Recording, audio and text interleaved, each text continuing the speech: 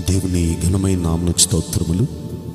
ఈ వాగ్దానం వింటున్న మీకందరికీ మన ప్రభువును ప్రియ రక్షకుడైన యేసుక్రీస్తు నామములో శుభములు, మా హృదయపూర్వకమైన వందనములు తెలియచేస్తున్నాం.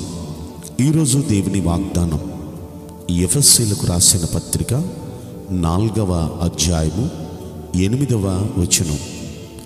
ఆయన ఆరోహణమైనప్పుడు చెరను చెరగా పట్టుకొని పోయి మనుష్యులకు ఈవులను అనుగ్రహించెను.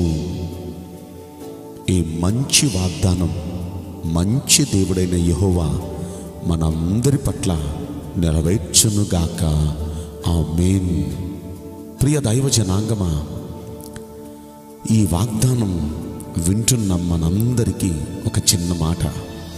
నిన్నటి దినాన్న మన ప్రభు అయిన యేసుక్రీస్తు ఆయన మనందరి పాపశాపాలు తన మీద వేసుకొని మనందరికీ బదులుగా ఘోరమైన శిక్షను అనుభవించి మిట్ట మధ్యాహ్నం 3 గంటలకు బిగ్గరగా కేకవేసి ఆయన ప్రాణం విడిచారు. ఇక ఆయన ప్రాణం విడిచిన తర్వాత ఏమైంది? 3వ దినాన్న ఆయన పునరుత్థానుడై ఆదివారం తిరిగి లేచారు. సరే, పునరుత్థానుడై ఆదివారం తిరిగి లేచారు. ఈ మధ్యలో ఏం జరిగింది? ఆయన మరణించిన తర్వాత, ఆయన పునరుత్థానుడై తిరిగి లేవక మునుపు ఏం జరిగింది అని మనం ఆలోచిస్తే అందులో ఒక భాగం ఈరోజు మనం వాగ్దానంగా చదువుకున్నాం. ఆ భాగం ఏంటంటే, ఆయన ఆరోహణమైనప్పుడు, అంటే ఆయన మరణించినప్పుడు ఆయన భూమి క్రింది భాగాలకు ఆయన వెళ్ళినట్లుగా మనం చూస్తామండి. భూమి క్రింది భాగాలకు వెళ్ళి ఆ క్రింది భాగంలో ఎవరెవరైతే అంతకు ముందు చనిపోయిన వారు ఉన్నారో వారందరూ చెరలోకి వెళ్ళారు. భూమి కింద భాగాలకి. చెరలో ఒక ప్రత్యేకమైన భాగం, ఒక భాగం ఉంది, హెడేస్ అంటారు. ఆ భాగంలోనేమో పరిశుద్ధులుగా ఉన్నవారంతా ఆ భాగంలో ఉండే ప్రదేశం అది. అదొక చెరలో వేరొక భాగం అన్నమాట. మిగిలిన వారంతా వేరే వైపు ఉంటారు. అయితే ఆ చెరలో ఉన్న వారి దగ్గరికి వెళ్ళి వారికి ఆయన ప్రకటన చేసి అక్కడ చెరలో ఉన్న ఆ పరిశుద్ధులను చెరను చెరగా తీసుకుని, ఆయన ఆ ఆరోహణమైనప్పుడు చెరను చెరగా తీసుకుని మనుషులకు ఈవులను అనుగ్రహించెను అనే మాట మనం చూస్తాం. అంటే చెరలోకి ఆయన కూడా భూమి కింద లోకానికి వెళ్ళారు. ఆ చెరలోకి వెళ్ళారు. చెరలోకి వెళ్ళి చెరను చెరగా అలా పట్టుకొని వచ్చి మనుషులకు ఈవులు ఇచ్చారు అని మనం చదువుకున్నాం. ఈవులు అంటే ఏం చేసి ఉంటారు? ఒక్కసారి మనం ఆలోచిస్తే ప్రకటన గ్రంథంలో 2వ అధ్యాయంలో 7వ వచనంలో అక్కడ మనం చూస్తాం, జయించు వానికి దేవుని పరదేశులో ఉన్న జీవవృక్ష ఫలములు భుజింపనిత్తును అన్నాడు.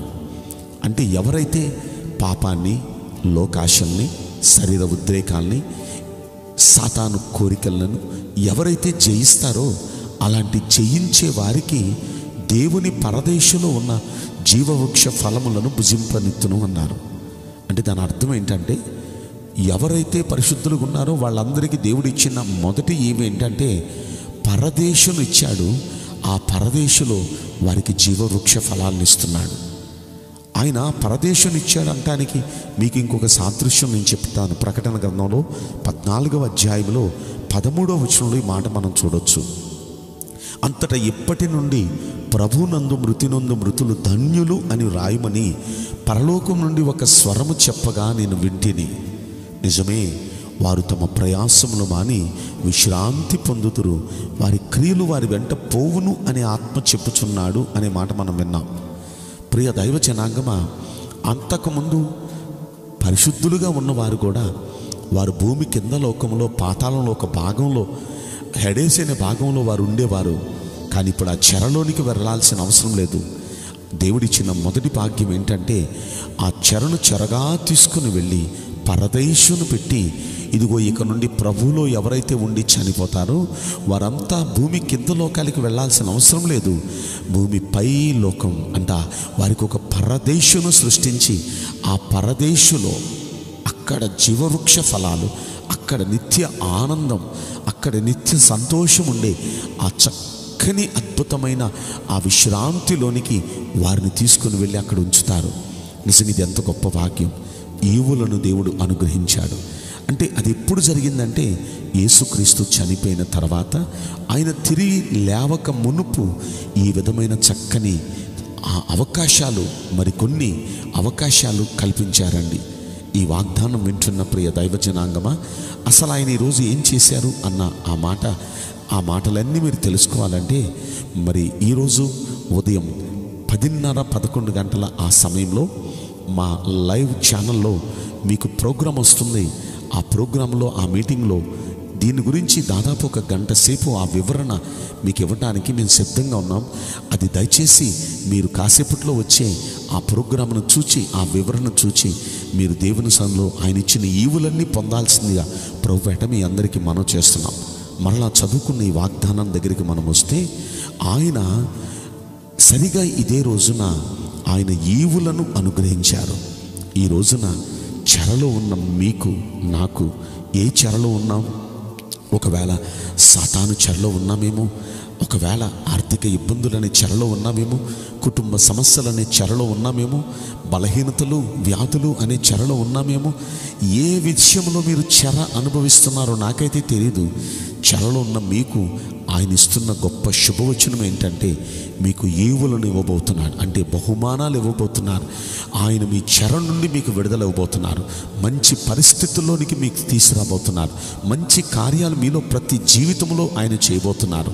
అలా చేయటానికే మన ప్రభుల వారు మన శాపాన్ని ఆయన తీసుకొని, ఆయన మన శిక్షను అనుభవించి మన కోసం మరణించారు. ఆయన ఈ రోజున మన కోసం ఆ ఏర్పాట్లన్నీ చేస్తూ, ప్రతి సామాన్య వ్యక్తి కూడా అబ్బా తండ్రి అని ఆ తండ్రిని పిలుచుకునే ఆ భాగ్యం మనకి ఇవ్వటానికి, ఆయన దేవాలయంలో దేవునికి మానవునికి అడ్డగా ఉన్న ఆ అడ్డతెరను పైనుండి క్రిందికి 2గా చించి, దేవునికి మానవునికి ఉన్న ఆ అడ్డము లేకుండా అడ్డతెరను తొలగించారు.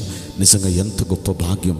ఎన్నో ఈవులు, ఎలాంటి ఈవులు మన ప్రభులు వారు మనకి ఇవ్వటానికే ఆయన మరణించి, ఆ మరణములో శాపములో ఉన్న మనకు ఈ ఈవులు ఇవ్వటానికే ఆ పొజిషన్కి ప్రభు వెళ్ళారండి. కనుక ఈ రోజున ఈ వాగ్దానం వింటున్న మీరు ఏ విధానంగా, ఏ విషయాల్లో మీరు చెరలో ఉన్నారు, ఏ విషయంలో బాధను అనుభవిస్తున్నారు, ఆ బాధను తొలగించడానికే మన ప్రభు బాధనుందారు. మన చెరను తొలగించడానికే ఆయన చెరలోనికి వెళ్ళారు.